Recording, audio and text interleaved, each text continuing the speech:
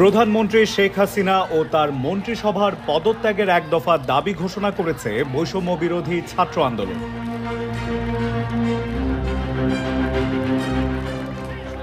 কোটা সংস্কার আন্দোলনের নেতৃত্ব দেয়া সংগঠনটির সমন্বয়ক মোহাম্মদ নাহিদ ইসলাম ঢাকায় কেন্দ্রীয় শহীদ মিনারে এই ঘোষণা দেন।